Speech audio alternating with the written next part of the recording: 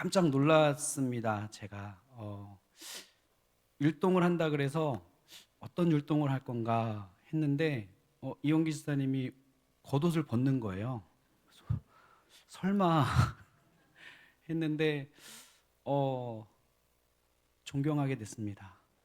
네, 우리 힘차게 정말 열심히 율동으로 섬겨주시고 매주 찬양으로 열심히 섬겨주시는 우리 다드림 찬양단에 이렇게 힘찬 격려의 박수 한번 해주시겠습니다. 아, 저는 시켜도 저렇게까지는 못할 것 같아요. 그래서 저는 혹시나 카메라가 잡힐까봐 잔뜩 긴장하고 있었거든요. 그래서 옷을 벗어야 되나 어떻게 해야 되나 했는데 다행히 안 비춰주셔서 감사합니다. 여러분, 우리가 각자의 삶의 모델이 있으실 텐데요. 여러분의 삶의 모델은 누구입니까? 여러분의 삶의 모델, 나의 인생의 삶의 모델. 우리의 삶의 최고의 모델은 뭐니 해도 예수 그리스도, 우리의 삶의 주인인 예수님이죠. 그 예수님을 삶의 모델로 삼으신 분들은 복된 분들입니다. 혹 아직 모델이 없으신 분이나 또 다른 모델이 있으신 분도 예수님을 모델로 삼으시면 좋겠습니다. 확실한 것은 예수님을 나의 삶의 모델로 삼으신 그 인생은 실패할 일이 없습니다. 또 오늘 말씀에 나오는 인물, 그 인물을 모델로 삼아도 좋습니다. 둘 다 하나님 앞에 칭찬 듣는 그러한 인생이 되기 때문입니다. 사람은 누구를 삶의 모델로 삼느냐에 따라 그 인생이 달라지는데요. 그런데 이것은 개인의 인생만 그런 것이 아닙니다. 가정도 그렇습니다. 우리는 다 어떤 가정을 원합니까? 행복한 가정, 또 하나님께 칭찬을 듣는 그런 가정을 이루기를 원하죠. 그렇다면 이것을 위해서 우리가 먼저는 선포된 하나님의 말씀, 우리가 들었던 하나님의 말씀대로 주께서 나에게 복의 복을 더해 주셔서 나의 지경이 넓혀지고 주의 손으로 나를 도우사 나로 환난을 벗어나 근심이 없게 하여 주옵소서 기도해야 될 줄 믿습니다. 매일매일 기도해야 되는 거예요. 그리고 그런 가정을 이루기를 원한다면 바로 그러한 가정을 모델로 삼아야 됩니다. 내가 좋은 가정을 이루기를 원한다면 좋은 본이 되는 그러한 모델을 삼는 것은 당연한 일입니다. 그래서 오늘 말씀에는 하나님께서 인정하신 믿음의 가정, 다시 말해서 하나님께 칭찬받은 그런 가정의 이야기가 나옵니다. 바로 고넬료의 가정 이야기입니다. 그는 본래 로마 군대의 백부장으로 하나님을 알지 못하는 이방인이었어요. 이방인. 그런데 성경은 그가 경건하여 온 지방과 더불어 하나님을 경외하는 사람이었다, 그렇게 기록하고 있습니다. 이방인인 그가, 하나님을 믿는 사람이 아닌 이방인인 그가 어떠한 경로를 통해서 하나님에 대하여 알게 되었는지는 알 수 없지만 그는 하나님을 알았고 또 경건한 삶을 살았다는 겁니다.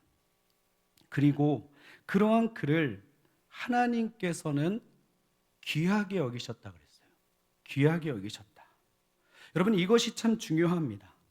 우리가 어떠한 삶을 사는가는 우리의 자유입니다. 왜? 하나님께서 우리에게, 인간에게 자유의지를 주셨기 때문입니다. 그러나 그 삶에 대한 평가는 우리가 내리는 것이 아니라 우리의 삶의 주인 되시고 우리의 삶을 계획하시는 하나님께서 내리십니다. 그러니까 내가 자유를 갖고 살아가지만 그 자유를 육체의 기회로 삼지 않고 주신 자유 안에서 그 자유를 허락하신 하나님, 그 하나님께 칭찬을 듣는 삶, 주인 되신 하나님께서 기휘 여기시는 그러한 삶을 살아야 된다는 것입니다. 어렵죠. 어렵습니다. 그래서 서두에 예수님, 그리고 오늘 말씀에 나오는 인물을 삶의 모델로 추천해 드린 겁니다. 그 모델을 잘 따라가기만 하면 되기 때문에 여러분, 하나님께서 그를 기이 보셨다라는 말은 다른 말로 그의 삶을 통해 하나님의 마음을 감동시켰다는 말입니다. 하나님의 마음을 감동시켰다. 여러분, 우리가 누군가 귀하게 여기는 사람, 또 감동을 받으면 어떻게 합니까? 감동 받아보신 분 적이 없으세요? 뭔가 주고 싶죠. 주고 싶은데 어떤 걸 주고 싶습니까? 밥 안 드셨어요? 좋은 걸 주고 싶죠. 고넬료를 향한 하나님의 마음이 그랬다는 말이에요. 고넬료와 그 가족들에게 좋은 것을 주고 싶으셨던 하나님의 마음, 그 귀히 여기는 마음이 오늘 성경에 그와 그의 가족이 기록된 거예요. 여러분, 이것은 놀라운 일입니다. 우리가 아무리 열심히 살아도 우리는 성경에 기록되지 않아요. 나중에 하나님 앞에 가면 칭찬은 들을지언정 이미 기록된 하나님의 말씀에 우리 이야기는 없다는 거예요. 그런데 이 고넬료는 오고 오는 모든 세대들에게 좋은 가정의 모델로 기록되었습니다. 여러분, 성경에는 고넬료와 같은 사람도 나오지만 우리가 반면교사를 삼아야 될 인물, 그러한 가정도 나옵니다. 그런데 좋은 모델의 가정으로 기록되었다? 이것보다 큰 은혜가 어디 있겠습니까? 저와 여러분의 가정을 향한 하나님의 마음도 그렇게 되기를 주님의 이름으로 축복합니다.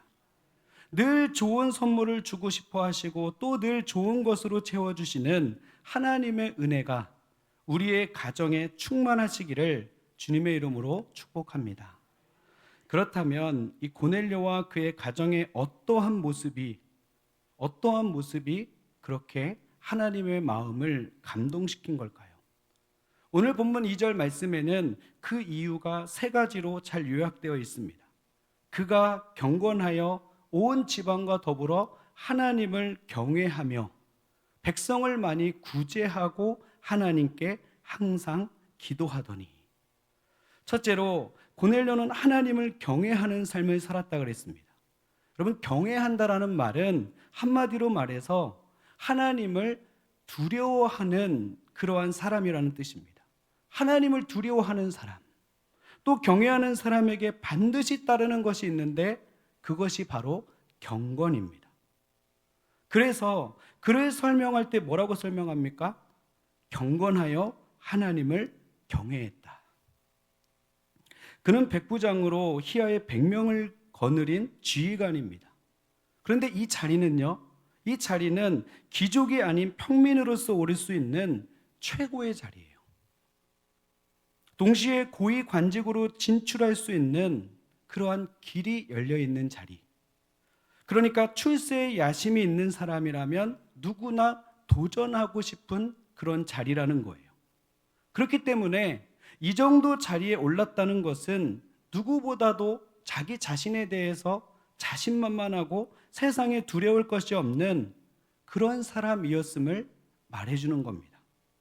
그러나 한편으로는 그의 출세를 위해서는 상관들, 자신의 출세를 보장해 줄 수 있는 그러한 권력자들의 눈에 들어야 되는 거예요. 바로 이것이 평범한 백부장의 모습입니다. 그런데 고넬료는 하나님을 경외했다고 했죠. 그렇다면 사람이 아니라 누구를 두려워하는 삶을 살았다는 겁니까? 하나님. 그래서 그는 생각합니다. 하나님께서 생명을 주시지 않으면 나는 살아갈 수가 없다. 하나님께서 지혜 주시지 않으면 나는 어리석을 수밖에 없고 하나님께서 내게 능력 주시지 않으시면 나는 무능해질 수밖에 없다. 하나님께서 지키지 않으시면 내가 아무리 열심히 싸워도 승리할 수 없고 하나님께서 높여주시지 않으시면 내 스스로 높아질 수 없다. 하나님이 나와 함께하지 않으시면 나는 아무것도 아니다. 여러분, 그래서 그는 세상의 권력과 부와 사람들의 평가보다 하나님을 더 두려워하는 겁니다. 아니, 정확하게 말하면 하나님을 무서운 하나님으로 여겨서 두려워하는 게 아니라 하나님께서 생명의 주관자이시오, 만왕의 왕이시오, 내 삶의 왕임을 믿고 있는 거예요. 그 믿음이 그런 고백을 하게 되는 것이죠. 그러한 삶을 살게 되는 것이죠. 이것이 고넬료의 하나님에 대한 마음, 경건한 그의 믿음이었습니다. 그러니까 고넬료는 모든 일의 열쇠를 세상이 쥐고 있는 것이나 사람이 쥐고 있는 것이 아니라 하나님께서 쥐고 계심으로 오직 하나님만을 두려워하는 그러한 삶을 살았다는 겁니다. 여러분, 하나님을 두려워하는 마음, 그것이 곧 경외함이고 그 자세가 경건입니다. 또 이러한 삶이 하나님을 경외하는 삶입니다. 고넬료는 바로 이러한 경건의 사람이었다고 성경은 기록하고 있는 것이죠. 두 번째로 고넬료는 항상 기도하는 사람이었다고 했습니다. 항상 기도하였다, 이 말이 무슨 말입니까? 말 그대로 모든 일에 있어서 기도하였다는 뜻을 가지고 있습니다. 고넬료는 유대인들의 전통에 따라서 정기적으로 그리고 시간을 정해서 기도하는 습관을 가지고 있었습니다. 그러나 단순히 시간을 정해서 드리는 기도 이전에 모든 일을 기도와 함께 하는 그러한 삶을 살았음을 말해주는 겁니다. 여러분, 이 말을 들으면서 우리가 잊지 말아야 될 것이 하나 있는데, 그게 뭐냐면 우리의 삶에서, 나의 삶, 우리의 삶에서 기도할 일과 기도하지 않아도 될 그러한 일이 따로 있지 않다는 겁니다. 모든 일에 하나님의 도우심을 구하며 살아가는 삶, 그것이 바로 저와 여러분 하나님의 자녀의 삶이라는 것이죠. 여러분, 교만이 무엇입니까? 교만. 하나님께서 제일 싫어하는 것이 교만이라 그랬습니다. 교만이 무엇이냐? 어려운 것이 아닙니다. 이 정도쯤이야. 이 정도쯤이야 나 혼자서 얼마든지 할 수 있다고 생각하는 것, 그것부터가 사실은 교만입니다. 아니, 어리석음이죠. 성경은 그것을 교만과 동시에 어리석음이라고 합니다. 반대로 겸손은 무엇입니까? 이것도 못해 저것도 못해가 아닙니다. 이것까지도, 이 작은 것 하나까지도 나는 하나님의 도움을 받아야 돼. 내가 아무리 잘났어도 하나님의 도움 없이는 나는 아무것도 아니야. 한마디로 말하면 하나님은 100이고 나는 빵이야. 그 하나님이 나와 함께 하실 때 빵인 내가 하나님 100이 되는 거야. 하나님이 되면 안 되죠. 100이 되는 거야. 여러분, 이것이 겸손입니다. 즉, 우리 연약한 인간은 우리를 창조하신 하나님의 도우시는 그 손길을 언제나 필요로 한다는 사실입니다. 어느 한 부분만이 아니라 삶 전체를 하나님의 도움으로 살아가는 존재, 그것이 바로 저와 여러분 피조물 하나님의 자녀의 삶이라는 것이죠. 그리고 무엇보다 하나님께서는 언제나 우리의 유익을 위해 우리를 도와주고 싶어 하십니다. 그러니까 구하라고 하시는 것이죠. 성경은 너희가 받지 못함은 구하지 아니하며 구하여도 받지 못함은 정욕대로 쓰려고 잘못 구함이라 말씀합니다. 그러므로 그러한 하나님의 손길을 마다하고 혼자서 하겠다는 것은 그야말로 어리석음이요, 그야말로 교만인 것이죠. 여러분, 기억하십시오. 하나님께 도움을 구하지 않은 이상 우리는 최선을 다한 것이 아닙니다. 하나님의 도움을 구하지 않은 이상 우리는 최선을 다한 것이 아닙니다. 그런 면에서 오늘 이 고넬료는 무엇이 최선인지를 잘 알고 있는 사람이었습니다. 오직 하나님만을 두려워하는 경건의 사람이었기 때문에 모든 것이 하나님께로부터 옴을 알았고, 그래서 그는 항상 하나님께 기도하였습니다. 여러분, 이것은 항상은 제가 붙인 것이 아니라 성경에 나와 있는 그대로입니다. 항상 하나님께 기도하더니, 모든 일에 기도하였다는 거예요. 기도할 일과 기도하지 않아도 될 일을 구분하지 않았습니다. 한마디로 그의 삶 자체가 기도의 삶, 하나님의 도움으로 살아가는 삶이었다는 것이죠. 또 하나님의 도우심만 구하는 것이 아닙니다. 이 항상 기도하였다라는 것이 의미하는 것은 매사에 하나님의 도움을 구하는 것이기도 하겠지만 또 한편으로는 하나님의 뜻을 구하는 것입니다. 하나님의 뜻. 이 상황에서 하나님은 내가 어떻게 하기를 원하실까? 이 선택의 문제 앞에 하나님은 내가 무엇을 선택하기를 원하실까? 예수님이라면 어떻게 하셨을까? 질문하는 겁니다. 즉 기도하는 것이죠. 그럼 고넬료는 이러한 마음으로 살았다는 겁니다. 매사에 이렇게 기도하는 마음으로 하나님의 도우심을 구하고 하나님의 뜻을 구하며 살았다. 마지막 세 번째로 그는 백성을 많이 구제하는 사람이었습니다. 여러분, 고넬료의 신앙은 말에 그치지 않았습니다. 그의 신앙은 삶에서 구체적인 행위로 또 실천으로 나타나는 행동하는 신앙이었습니다. 이러한 삶의 모습을 하나님께서 귀하게 보시는 이유가 있습니다. 그 첫 번째 이유는 구제가 하나님으로부터 받은 바 사랑에 대한 응답이기 때문입니다.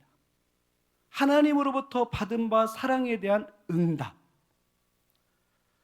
여러분, 정말로 사랑받은 사람은, 아니 사랑받았음을 또 사랑받고 있음을 깨닫고 있는 사람은 자연스럽게 베풀게 되어 있습니다. 움켜쥐는 것이 아니라 베풀게 되어 있다는 거예요. 예수님께서 한 바리새인의 집에 초대받아 가신 일이 있습니다. 그때 한 여인이 예수님의 발에 향유를 붓고 자기 머리털로 어떻게 했습니까? 그 발을 씻었죠.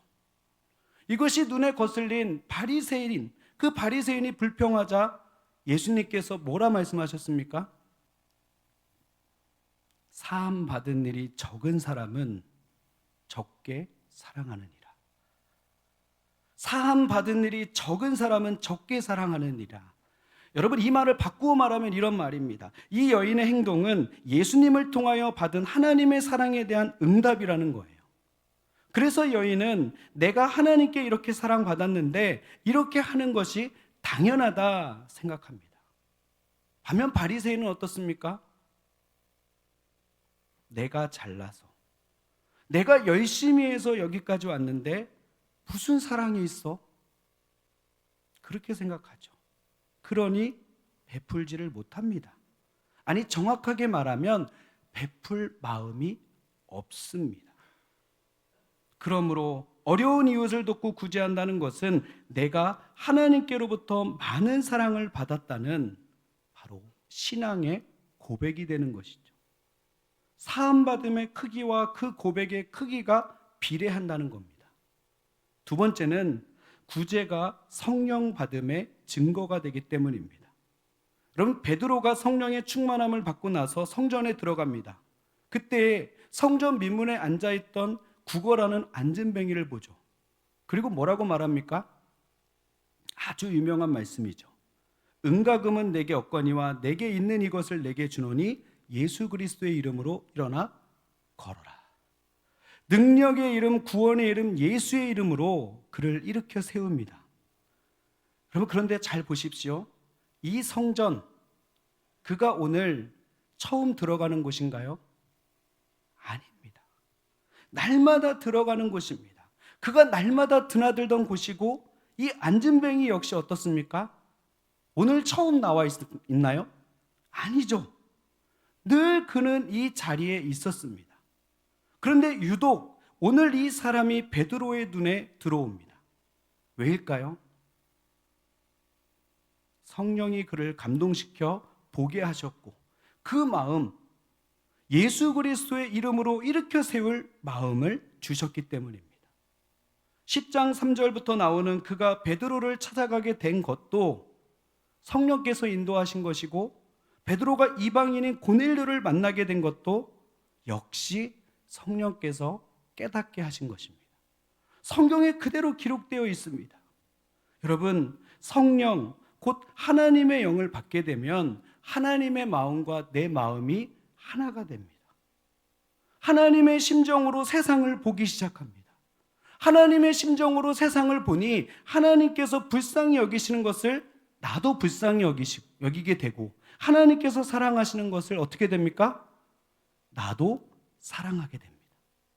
또 하나님께서 미워하는 것을 나도 어떻게 됩니까?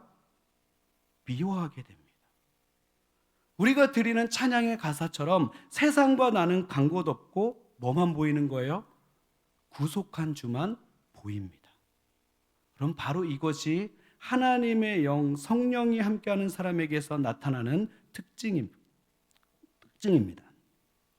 세 번째는 이렇게 지극히 작은 자 하나에게 하는 것이 곧 누구에게 한 것이라 그러냐? 마태복음 25장에서 예수님께서 이렇게 말씀하십니다. 지극히 작은 자 하나에게 한 것이 곧 내게 한 것이니라. 여러분, 주님은 우리뿐 아니라 세상의 모든 사람들, 소외되고 어려운 사람들 모두를 사랑하십니다. 그런데 우리로 인하여서 어려운 이웃이 도움을 받으면 마치 주님께서 받으신 것처럼 기뻐하시고 만족하신다는 겁니다. 오전에 목사님을 통하여 들은 말씀을 통해서도 여러분 이에 대해서 잘 들으셨을 거라 생각됩니다. 고넬료는 이러한 마음으로 백성을 많이 구제했다고 합니다. 그리고 이것이 바로 그의 라이프 스타일이라는 거죠. 내가 하나님께 받은 사랑이 이처럼 큰데 어려운 사람들에게 내가 하나님께 받은 사랑을 베푸는 것은 이상한 것이 아니라, 오버하는 것이 아니라 너무도 당연한 것이다. 그렇게 생각하며 살았다는 겁니다. 여러분, 그런데요, 오늘 성경은 그렇게 산 것이 이 고넬료만이 아니라 그의 온 지방과 더불어 그렇게 살았다 기록하고 있습니다. 집안의 가장인 그가 그런 마음으로 살아가니 어떻습니까? 그의 아내, 그의 자식 모두가 다 그 마음, 그 믿음으로 살았다는 것이죠. 여러분, 그래서 집안의 가장의 신앙이 너무도 중요함을 다시 한번 새기게 됩니다. 이러한 그의 가정을 보신 하나님의 마음이 어땠을까요? 가정의 주인 되시는 하나님이 보시기에 어땠을까요? 여러분, 이것이야말로 하나님께서 기뻐하시는 그런 가정 아닐까요? 성경에 좋은 가정의 모델로 넣을 만하지 않습니까? 저는 충분하다고 봅니다. 사랑하는 성도 여러분, 우리의 가정이 이러한 믿음의 가정이 되기를 주님의 이름으로 축복합니다. 이러한 가정이 되기를 꿈꾸시기를 바랍니다. 아직 가정의 모델이 없으시다면 이 고넬료의 가정을 모델로 삼으시기를 바랍니다. 이러한 가정이 되는 것, 그것을 우리 가정의 목표로 삼으셔도 좋습니다. 그것이 바로 하나님이 보시기에 아름다운 가정, 하나님께서 인정하시고 칭찬 듣는 가정이 되는 길입니다. 바로 이 은혜가 우리 한 주간의 삶, 또 설 명절 가운데 우리 모든 가정의 삶 가운데 이루어지기를 주님의 이름으로 축원합니다. 우리 시간 하나님 앞에 우리 그러한 마음, 하나님 우리 가정이 그러한 가정 되길 원합니다. 그런 마음으로 찬양드리겠습니다.